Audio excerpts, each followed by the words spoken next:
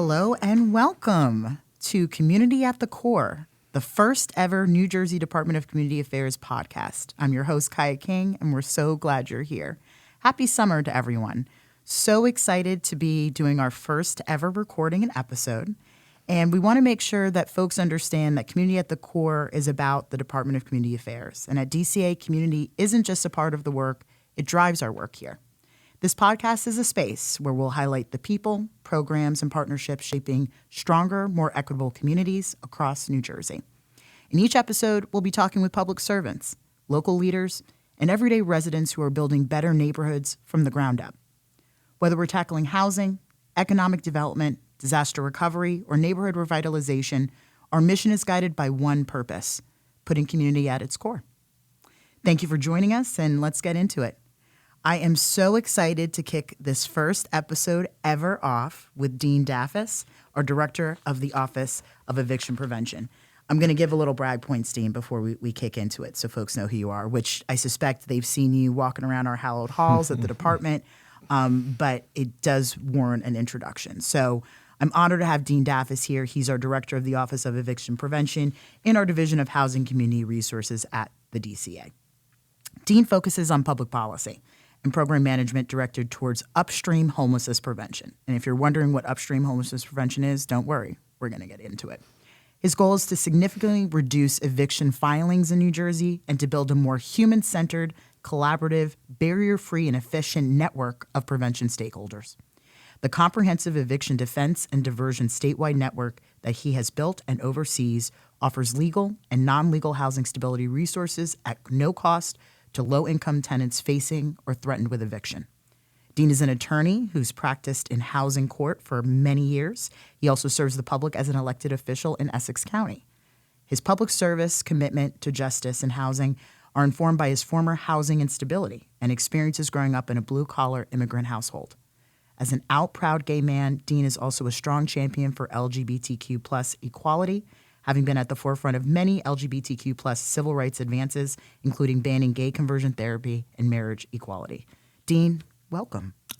I'm so pleased to be here and very honored to be your first guest. Well, we wanted to start it off strong. And you know what I love about the work that you're doing is that it is human-centered, right? This is really about where we're coming to people at a time where they need it most, right? Absolutely. At the edge, in an emergency. And, you know, I'm going to give a little bit of a callback. So this is not my first recording with Dean. We had the pleasure of doing a podcast with New Jersey Community Development Corporation last year on this to really, I think, introduce a topic that folks may have an idea of, but not a concept. And what I loved about that work and that episode was, you know, you were in trenches at that point really developing something. And, you know, we're almost about a year from that juncture. And there's so much new priority and initiatives that your office has put out, you know, for the department and for the residents. So I really want to make sure that today's episode is about not just our staff here at the department, but, you know, residents in general understanding, you know, where eviction kind of falls in the everyday lives for New Jerseyans and where your office is kind of answering that call, right? Because I think that's one that I recall in our last conversation being a bit of a silent scarlet letter, right, that gets to people, right? Because it's the thing you cannot talk about. It's this shame point when in reality, these are circumstances that are really out of a lot of folks' control. Absolutely. So I want to get into some foundational elements, right? Because I think understanding what the current state of eviction is in New Jersey is really important. And New Jersey is very different, right? And I think everybody who works at the department and anybody who's, you know, living in Jersey understands, you know, we're a different animal out here. But tell us a little bit about that current state. What are New Jerseyans facing in the eviction space right now? Thank you. Eviction is invisible. As we sit here this morning doing this, someone's getting evicted out there. And you're not going to see them until they end up homeless, houseless. Eviction in New Jersey is the largest driver of homelessness in our state. Homelessness is visible because we see folks living in their cars or out on the street, right? But we don't really think about eviction in the same way because, as you stated in the introduction, the housing instability for people facing eviction is upstream. It's not downstream, as we say. But eviction is a serious threat to the housing stability of our great state because it is the largest driver. Official evictions, which we call hard evictions, when someone most often than not can't afford their rent, they fall behind, and their landlord seeks to have them evicted through the court process. That's an eviction. But also what we call soft evictions lead to the crisis. That's when you're asked to leave a shared residence, right? You're not on the lease. You're living with a friend or with a partner. You don't have otherwise any rights to the property. And then suddenly something happens and you're asked to leave. Right. That's a soft eviction, right? So those two forces are creating homelessness in New Jersey.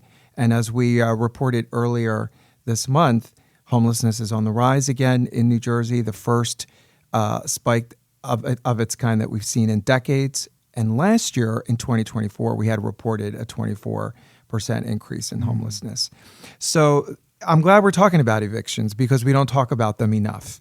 And because you don't see the people upstream that are facing this threat, it is invisible. We are, as we sit here this morning, we're at over 54,000 eviction filings thus far this year. Wow. We are on track to topple 100,000 again by the end of the year. This is the second year in a row that we're going to topple 100,000 eviction filings in the state of New Jersey since the pandemic. That's a lot of eviction filings. Yes. And it's far too easy and cheap to file an eviction against someone. All you got to do is spend $50. $50. I mean, that's less money than, a fair amount of other types of government applications. Oh, absolutely. I think it's more expensive to get a divorce filing. Oh, it certainly is. So, New Jersey has one of the lowest eviction filing rates in the country. But these are numbers that we're talking about. As you said, this is about human-centered work, right? Who are these people who are facing eviction in New Jersey? Another thing we should say that eviction risk is higher in New Jersey than it is in most states in our country because New Jersey has a higher percentage of renter-occupied households than the national average. We're also the most densely populated state in the country. So those two things create a higher risk of eviction for just about everyone than we see nationally. Right. But as you would already imagine, and as you know through the work that we do at the department, the people experiencing evictions are disproportionately affect Black and brown households, right? Higher percentage of Black and brown households experiencing eviction in New Jersey than the national average. Even though Black and brown households make up about 19% of all renter-occupied households in New Jersey, they are represented over 55% in the eviction filings. Wow. Yes. Wow. And if you dig a little bit deeper, you'll see that the majority of those households facing this risk in crisis in this way are families, right? So think about the impact on children, right? And they most often than not, what we're seeing is about 60% of folks are female-led, single female parent households. And they tend to be women who are BIPOC, right? So again, some other demographics, 29% Hispanic compared only to 20% nationally, right? And we're even seeing that it's affecting middle-income households as well in greater degree than the national average because we are experiencing an affordability crisis in our state. Right. I think what's so important about this conversation, right, is that as we look to drive human-centered decision-making, it's got to be with the data, right? So I think your office has been very intentional at looking and tracking where these filings are, what is going on in the process that's creating barrier points or really kind of having some swift consequence, right, for these particular populations. And I think really ringing true to the fact that we've got the affordability crisis, we've got a limitation on housing stock, and and I think it's very significant to hear, Dean, right? The assumption is, folks that are facing eviction, they're not working enough, right? There isn't enough money in the household. And it's like, I think, frankly, New Jersey's expensive. Yeah. And the cost of living for so many people, and as you said, the middle class concept, right? There's no more of that, right? There isn't a bubble anymore around some of the consequential elements that are affecting so many families and working families. One of the things I think, and I think you've mentioned this and we've heard this out of the office, right? When you're talking about families, when I hear that we're on track for 100,000 households, you extrapolate that by children in the household, our seniors that are in that household, right? And this multi-generational consequence happening. And I think, one of the things I think you've stated, our Assistant Commissioner of Housing Community Research, Janelle Winter, I think Michael Callahan, our Director of Office of Homelessness Prevention, has said, the biggest predictor of homelessness and unsheltered reality is, if that's been experienced as a child. Right. So we've got something almost, it makes me think of a medical concept. I mean, you're working in preventative care, but some of this is we've got to stymie off a bit of a disease, right? This disease of homelessness and unsheltered reality that really is affecting the quality of life and the health of our residents. Most certainly. I mean, I always talk about eviction as a public health crisis. That's right. Right? That's right. We focus on the rent that needs to get paid and rental assistance programs and subsidies, obviously, so that we can keep people housed. But it's a public health crisis. I mean, evictions destabilize housing, right? But they also just dismantle communities altogether and create a public health crisis. We have an overburdened shelter system. We should be moving away from transitional housing like shelters and focusing more on affordable permanent housing and supportive housing, because certain of all vulnerable populations need extra supports. It's not just the economic part of this problem. But that's not happening. And so that what leads to it leads to health disparities, right? Mothers are affected and children are affected. Don't forget, we're also worried about kids being displaced from their schools, right, and from their network, right? And when we look deeper into some of the populations that we're serving in eviction prevention, we see that a growing number of households identify with some sort of disability, right, or some sort of special needs, physical or developmental.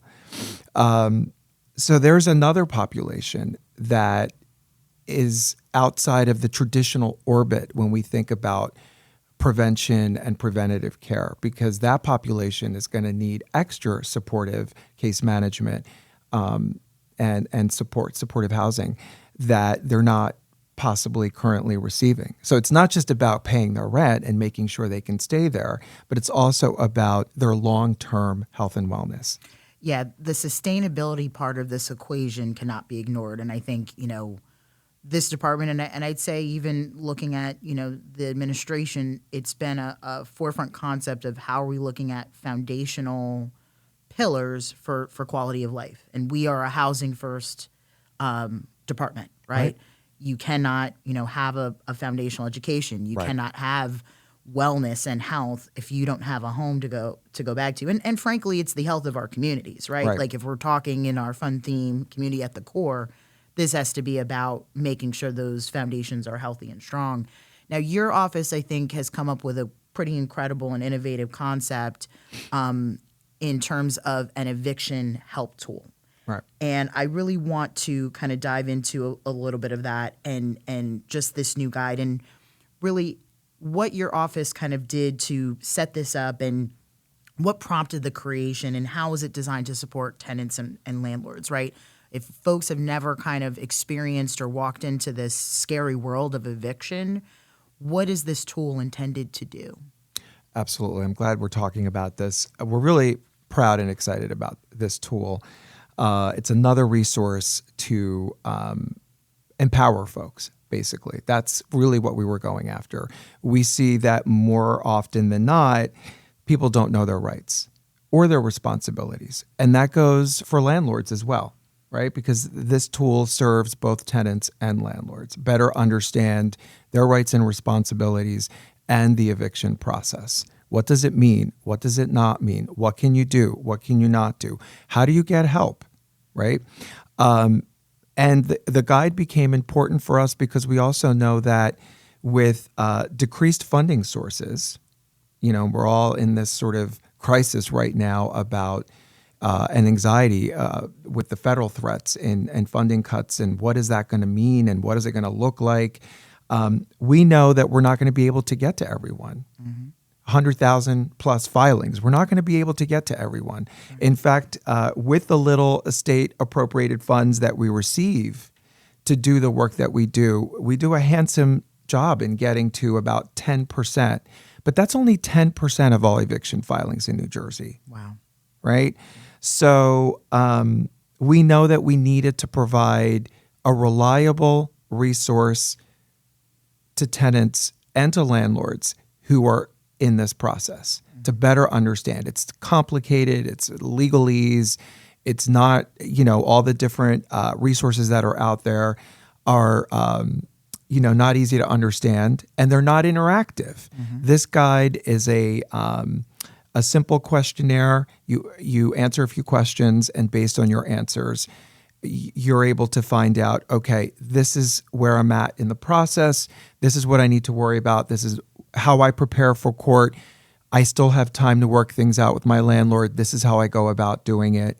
Or after court, there's still room for help, right? And how to get directly connected to providers, both social services support, economic support, and legal services support in your county where you're facing eviction. That's so huge. And a couple of highlights, because I think folks understanding the foundational benefit of this tool is fantastic, Dean. I appreciate that overview. And some of the great features, even when we were testing this and kind of doing this rollout is, you and the team, and I want to give a shout out to our folks in our data center group in housing. Sure. So, because I know they've been incredibly collaborative, our policy folks, right? This was a bit of a labor of love of a couple offices. But what's great about this tool is I think the language is very easy to understand, right? So you're a lawyer, I'm an attorney, right? But if you're in one of the scariest moments of your life, right, in terms of potential housing instability, you don't need a bunch of song and dance. And I think if you tried to Google eviction in New Jersey, I think right now you're getting a bunch of kind of lawyer ads, right? You are. They're nice looking. They'll tell you some stuff, but this is a government, supported type of concept that's saying, here's the lay of the land. Here's something that's digestible. You all have been able to also encapsulate really key bits of information, right? Action steps. This is where you are. This is what you should do. Don't do this. And another fabulous feature that I thought was brilliant by you and the team was to get to that county resource, you hit that contact button and it auto-generates that email. Because what's more, frustrating than you're in this panic point, you've got served with that notice or you're getting that threat point maybe on an eviction filing, and you don't have the concept to just put together a sentence or two. Nobody would. Right. And what I love is that this is making it as easy as possible for people to get to the resource they need, do it quickly, and do it in a language that's going to really communicate for them, this is my issue. And I think the fact that this tool is breaking down those barrier points, right? Because I'm sure in the work that you've seen, Dean, you've got folks where it's like they're not able to kind of get to stuff. You could be paralyzed. You're just like, I don't know what to do. And this tool almost gives you a bit of a safety bubble of, let me explore this. Let me get this information, and then I can do something relatively quickly. And we can know what's going on too and respond. So I really love some of those kind of easy to utilize features. Now, where can folks access this tool? Because we're live, right? This thing's out the door. It's in the public for anybody to utilize, right? Right. So the tool is available in English and Spanish. We want to get that out there. Excellent. And we will continue making it available in the other most frequently spoken languages in New Jersey. We are one of the most diverse states after all, and we should be doing that with all of our programs and products and services. And the tool is available in a lot of different places. It's available on our website. We're making it available through the courts to everyone who has an eviction filing that we know of through the courts. We have that data. Our providers in every county across the state are making it available. So it's really, really easy to access. We understand that technology could be a barrier for some folks. So you can make phone calls instead of doing those double of clicks that you mentioned to generate an email to a provider for immediate help. So we hope that it's going to really, really make a difference. And again, data informed, focusing on data, being driven by data, everything that we're doing these days. On the back end, we're getting a lot of information about who is accessing this and where are they in the process. And literally, so that what we can do is what? We can target our prevention to those areas and to folks. You know, after a year of data from the eviction guide, we can come back and say, all right, based on the information that we have, we now recognize that we should target the majority of our funding and prevention efforts totally upstream, like before someone actually has an eviction filing against them. Right. Because we found out, for instance, that 60% of the people who clicked on the guide and tried to get information were folks who were merely notified of the threat of eviction coming. So no filing. No filing, right? If that's what the data shows. Right. Right? Right. The intake. Right. But that's why this guide is also important, because it provides that kind of data that we never had, and it was very difficult to access that. People ask me all the time, okay, if you had to strategize, and we're going to have all these cuts in funding and resources, if you had to strategize, where do you target? Do you target upstream? Do you target downstream? Where do you go? And the answer is it's speculative. Right. But now we will have answers to those questions, which is going to ensure that we're really doing our job in an even better way. Yeah, and I think that's really critical, right, as this office is understanding eviction. And I think, what's important about this is that this is a collective journey, right? Yeah. We've got to decide as New Jersey residents that we want something different, right? And I think as human beings, right, we want people to have housing, no matter who you are. And it seems like understanding where are these points where there's barriers in the process or lacks of resources or understanding, right?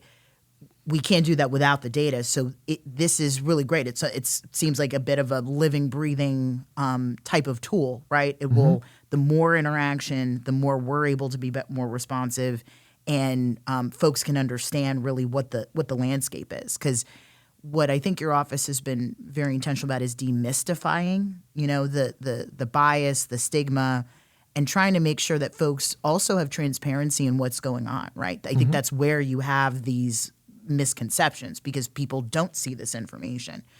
Now, I think understanding this process and when folks need to kind of ring their alarm, and then whether it's affecting them, whether it's affecting a loved one, whether it's affecting someone that they know, our neighbors, our friends, what is the point when someone really needs to seek legal help in the eviction process? When are you supposed to, take some action in this experience?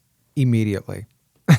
I cannot stress that enough. But let me step back a couple of steps, if I may, because what really excites me about this is bigger picture, in that, we're always talking about housing equity in our state and policy surrounding that. What does that look like? Affordable housing production, creating housing equity through better zoning and land use laws, right? When we have those conversations, historically, those conversations have always been centered around homeowners.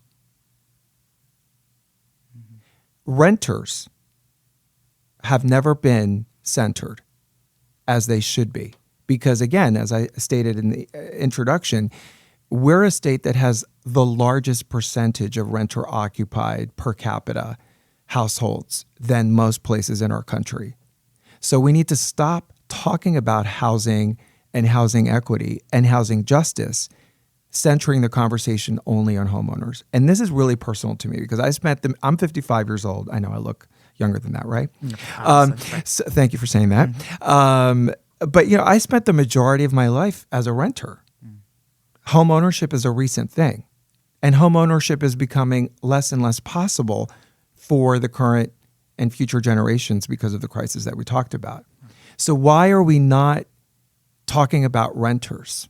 Why are we not talking about the stresses that renters experience? Why are we not solving the housing inequities and the housing injustices by not talking about rent, eviction prevention, rent regulation, and some of the things that I think are really, really part of the conversation? Because renters, there's a stigma against renters. Forget about eviction. Right. Just against all renters, that they don't pay taxes, that they're not, for some reason, equal members of the community. And they are. Right?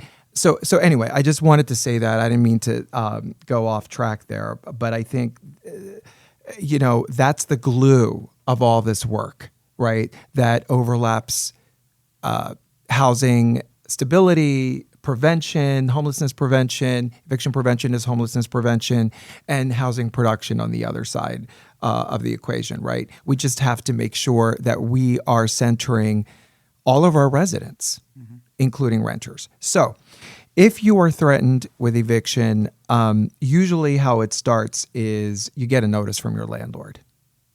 In writing, or they say something to you in person. It's a text, it's a letter, it's official, it's not.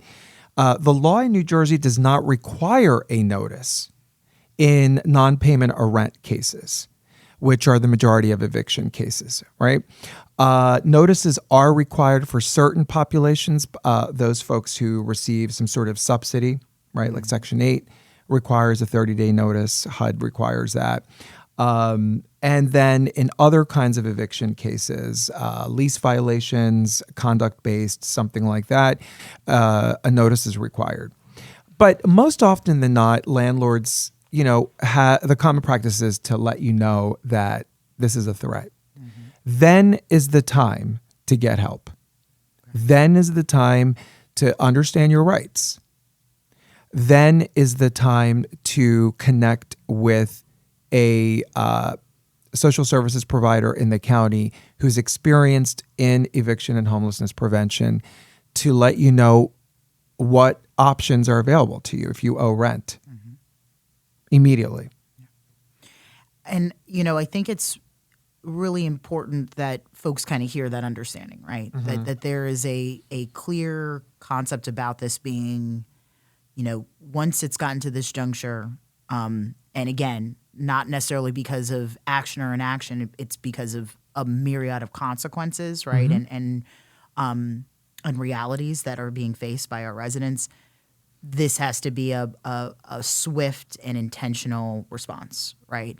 And I think to your point about this paradigm of landlords and tenants, I think it's really important to acknowledge that. And I had to tell you, I don't really know too many folks that haven't rented at some point in New Jersey. Right. Maybe are homeowners now, but this is a permanent staple of the state, right? It's a permanent staple of where the world is and the country is, right? And we want to have different concepts of living. Right. I mean, I think that's the beautiful part.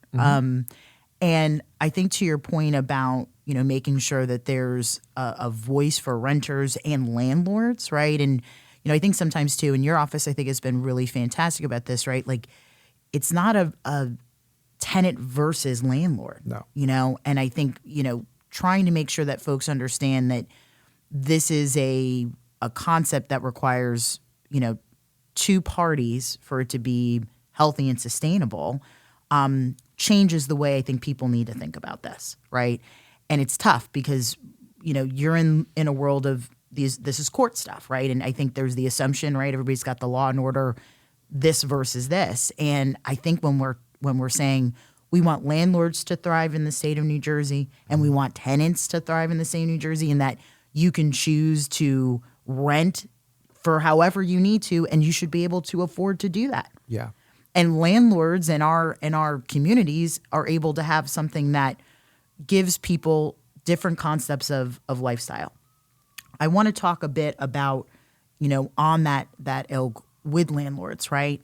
Because I think you hear a fair amount about kind of the tenant paradigm in this, but I think you all are very intentional about the partnerships and the efforts of working with landlords, right? Whether it be in the courts, whether it be these primary interventions, whether it be making connections, right? So folks are not displaced. What would you kind of share as a message to kind of the landlords out there, and where your office gives support, in some of these more challenging situations that they're a part of? Yeah. For us, this is a collaborative process. If I could get to every landlord before they file an eviction, I would. Because 9 times out of 10, when we've been able to do that, because someone did reach out early on for help immediately, as we strongly recommend, we were able to work it out. Because most landlords want to keep people housed. They want their units rented. And they also have economic stresses and, income stresses like every other household, right? And they rely on that rental income. And we, as a department, have done phenomenal work in incentivizing landlords to work with us, right? To be able to go out there and say, listen, we can guarantee the rent. Just work with us, right? Let's keep this person housed. Let's work with us. And 9 times out of 10, that happens. It can become confrontational. And we know that at least with corporate landlords, which still represent over 60% of all eviction filings in New Jersey, corporate landlords tend to follow a very corporate process. They're always represented by counsel, and tenants are not communicating with their landlord when they're threatened with eviction. It's coming from an attorney. And that is why we tell people we're connecting you both to help to pay back the rent and to legal services support, because you should have the advice of an attorney to speak on your behalf, because the landlord is represented by an attorney. And every time we say this, we hear the same thing, which is, look, Dean, thanks a lot, but I don't need a lawyer. I need money. And I say to them, but you know what? Have you been able to confirm how much money you need? Right. Are you sure that's how much you owe? Right. Have you checked the ledger in the court to see what it includes and what it doesn't include? Do you know that you're being charged for the landlord's attorney? Do you know you're being charged late fees? Do you know you're being charged for the parking? Do you know that you're being charged for this, that, and the other, which may or may not be allowed under the law and under the lease that person has signed? Only a lawyer can verify those things. And again, it doesn't have to be confrontational. It can and should be collaborative. But yes, I mean, we reach out to landlords because prevention is about securing the housing in our state. It's not just tenant focused. And when we fight really hard to get more funding into rental assistance programs, we know that money is the landlord's money. Yeah. Right? That's for them to keep that income going so that we can preserve these units for renters.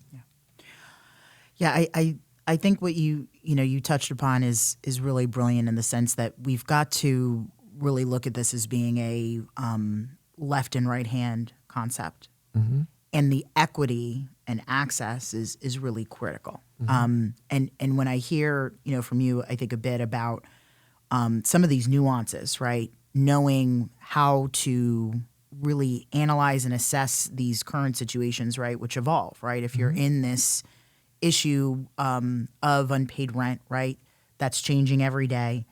And what I like about what you're speaking to is that, hey, landlords got their concept of this, right? They're in one side of this equation. Tenant has the same thing. Everybody's got to come to the table with the same tools. Yeah. So having the resource expertise and making sure that it's a dialogue where there's some equity that's coming out of it for everyone involved, that also creates an inherent trust in the system and process that people are going to want to invest in. Right. And I really love that that's the philosophy that we're trying to carry over and hopefully make a bit contagious, right? Because I think the assumption is it has to be confrontational. And you and I are lawyers who know that dance, right? It looks fun from a distance, but Right. I think when you truly want to, be part of solution generating, you really revel in coming to proper resolution to where everybody can walk away.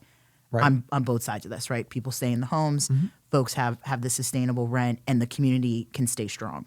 Yeah, and we've talked to landlords, small landlords and big landlords, and what we hear all the time is, gosh, I wish that there was a mediation program.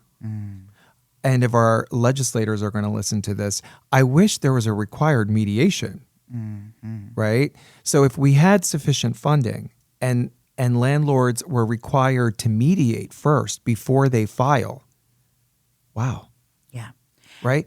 And we can do that. And that's exactly what we're trying to do, essentially, is divert as many of these conflicts outside of the court system so that the vulnerable household doesn't have an eviction on their record. Right. The landlord isn't wondering what's going on, and more rent as time goes by, another month is going by, and more rent is owed, right? So no one is in crisis, not the landlord and not the tenant. And that would be fantastic. I mean, and that's sort of like one of the challenges, right? And one of the solutions at the same point. What I also think is, if I could even throw in kind of a third, like, what are they, win-win.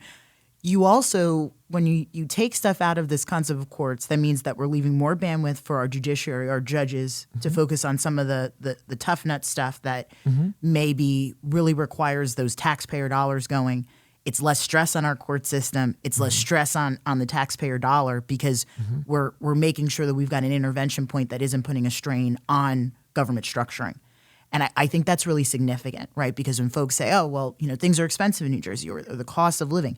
To be clear, we have some incredible infrastructure and benefits in the state, but looking at these, I'm not going to say even micro. I think these are macro intentional changes, but taking it from one vantage and then looking at how that will extrapolate right into some real support and cost savings, that's a part of this equation too, right? Exactly. And for folks that are looking at, okay, well, where's the, cost benefit analysis, I think hearing it's like, hey, if we figure out how we're resolving this sooner, we've got intervention in the upstream, everybody's saving some money and the money goes to the right place. Right. And people are preserved. Right. I mean, one of the data points that we've seen historically in this work is that the majority of folks facing an eviction filing, their first eviction filing, is at about 3 months of owed rent. Yeah.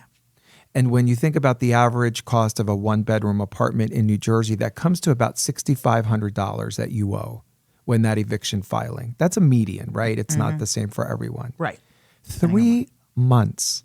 Why not get to people on the first month or before when they get that initial notice like, Yep. Please make this up. If we got to people then we wouldn't have to worry about that. Right. And that would be more efficient and more economical. And again, this work is about landlords too. It's about housing for everyone. And the guide also, especially for small landlords, we believe is going to be helpful. Huge. Because small landlords are not corporate landlords. They're not in the business of eviction filings all the time. They, they owner occupied, 1 unit or 2 multifamily dwelling. They may or may not have had a tenant before. And this is the first time they're experiencing this crisis themselves of their tenant being behind in rent. What are their rights and responsibilities? That's right. Right. That's right. So, and I think, again, that's why I think in our messaging, we have to make it clear that this is, like you said, it's a collaborative approach. Yeah.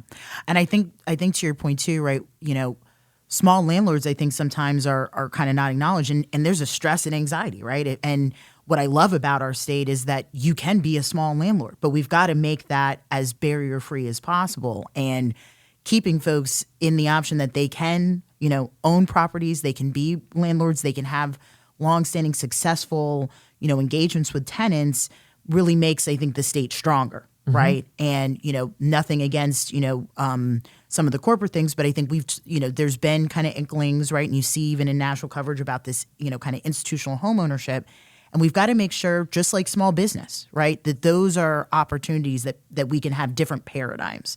So I really am glad you acknowledge that. And I think your office has been really intentional when you're looking even at the data, right, around this for all these populations, for our tenants, for our landlords, large and small, for our courts.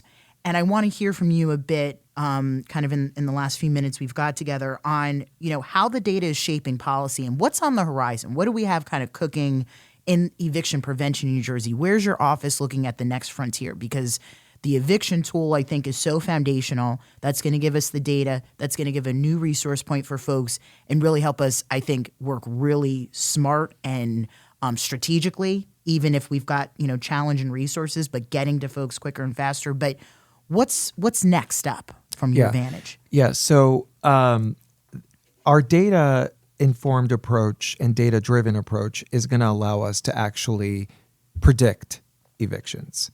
Right. So we're already engaging in preventative and predictive modeling because of the data.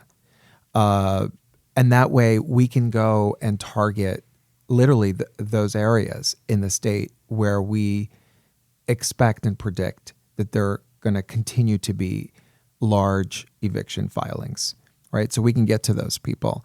I also think that diversion and mediation is going to be our approach, right? We're going to really move upstream because that's where we have the opportunity to save more people, right?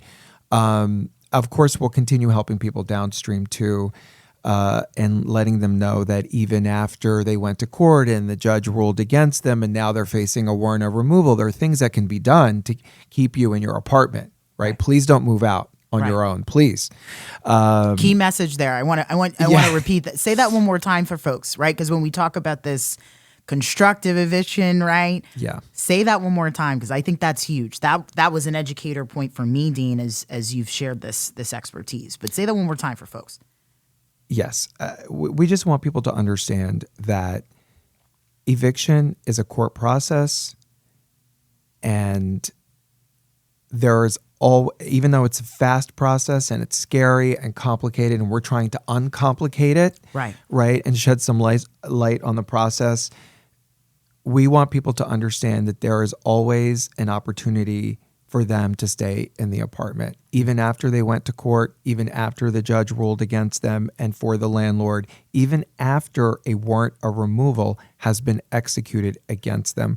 Sometimes it's a more narrow window, obviously, at that point as you're going farther downstream.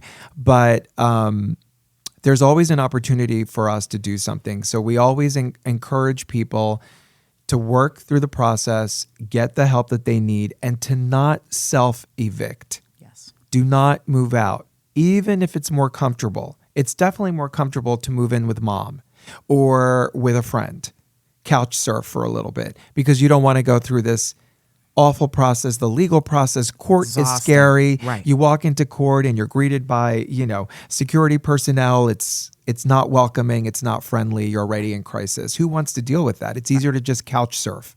But that's going to end at some point. That is not a permanent long-term solution. And it's going to be harder for us to find you an affordable place to live. So if we can keep you where you are, if we can make sure we can sustain you where you are, and that is indeed the best option for you, we want to encourage people to follow the process. Get the help to keep them there and not self-evict. Yeah. It happens way too much. Yeah. And I think what's tough about this is that, you can have a concept of interacting with your landlord or vice versa, right? And then when you get into these paradigms and these legal avenues, it's a different conversation. I want to end today, first with a thank you, because I think that we can't talk about this topic enough. Because if it's the difference of families staying in their homes, of us having, healthy, systems of economic process in this where people can stay there, where landlords can be supported, where communities can kind of stay resilient. We have to talk about it. And I applaud that work that's coming out of your office. But I want to leave folks with a bit of a lived experience, because I think there's probably been countless stories, Dean, that you've seen in your time, right, working in this space and heading this office.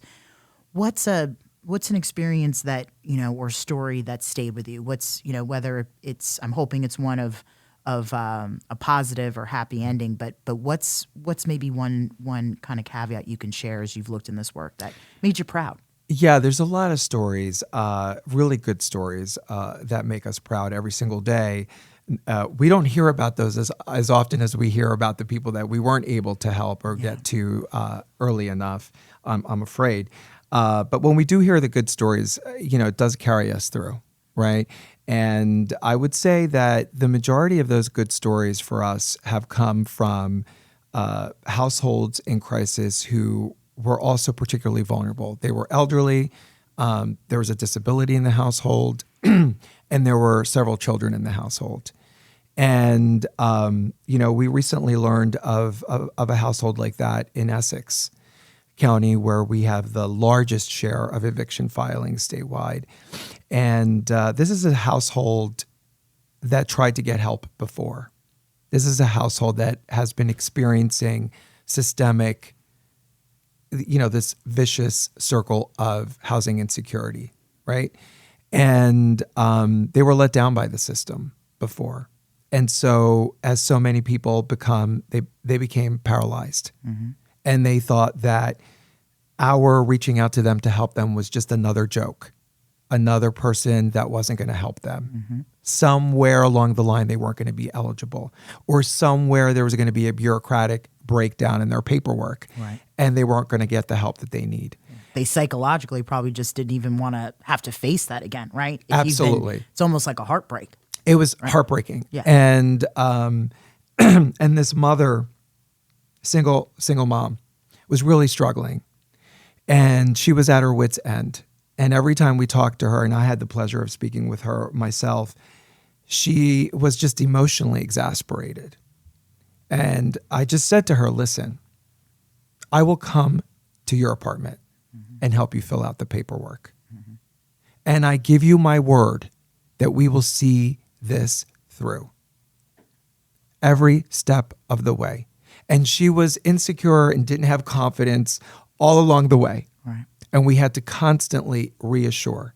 And that's why we built this statewide prevention network that connects you to a social services provider that can hold your hand like that. Right. Right. And we had, our great partners, the Community Health Law Project, which has special expertise dealing on the legal side of things with people with special needs. Right. And this household was eligible for all these kinds of special programs for them that they just never were able to tap into because the system broke down. Right. There were too many barriers, and we were able to successfully remove those barriers. And I'm glad to say that they're in their apartment, they're thriving, the kids are okay, and that's a great story, right? That really fulfills us, and we're just so happy that we were able to make that happen. Yeah, I appreciate hearing that because I think it's redemptive, right? And some of this work, and I'm sure, what's so beautiful for you at the end of the day, I know, it's tough being in trenches, and then to hear that you can make a difference and restore a little faith for people, right?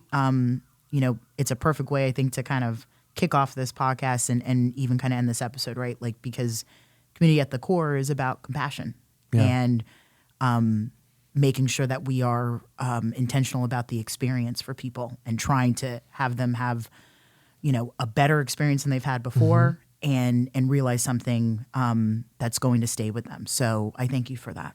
Thank you.